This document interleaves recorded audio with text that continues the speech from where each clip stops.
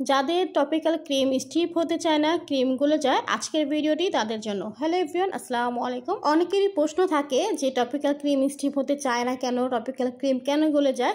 তো আজকের ভিডিওটি ফলো করলে আশা করি আপনাদের ক্রিম স্টিপ হবে এবং গলে যাবে না। আমি প্রথমে 1 কাপ হুইপ ক্রিম নিয়ে নিলাম, টপিক্যাল হুইপ ক্রিম। এরপর লো স্পিডে বিট করে যাচ্ছি।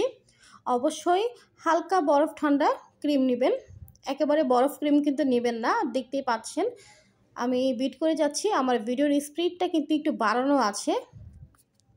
সব দিকে ঘুরিয়ে ঘুরিয়ে বিট করতে হবে।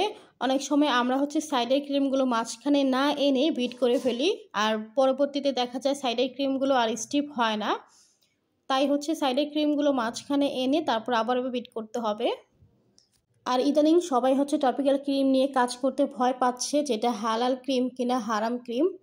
কেউ একজন ভিডিও করে হারাম জিনিস বললেই তো হবে না, অবশ্যই তাকে প্রমাণ সহ দেখাইতে হবে যে আসলেই টপিক্যাল ক্রিম হারাম।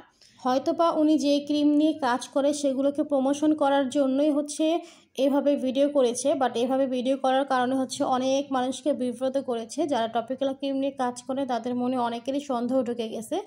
তো এই যে আমার ক্রিম স্টিফ হয়ে গিয়েছে, দেখতেই পাচ্ছেন বিটারে কাটায় কিভাবে চোখা হয়ে লেগে আছে।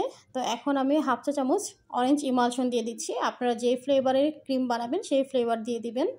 তো এখন আমি আবারও 20 সেকেন্ডের মতো একটু বিট করে নিলাম, লো স্পিডে বিট করে নিচ্ছি। তো আমার আজকের হুইপ ক্রিম বানানো হয়ে গিয়েছে। তো দেখতেই পাচ্ছেন ক্রিমটা কতটা স্টিফ হয়েছে। এইভাবে ক্রিম তৈরি করে কেক বানালে, কেক ডেকোরেশন করতে গেলে কোনো অসুবিধাই হবে না। আজকের ভিডিওটি এ পর্যন্তই। আল্লাহ হাফেজ।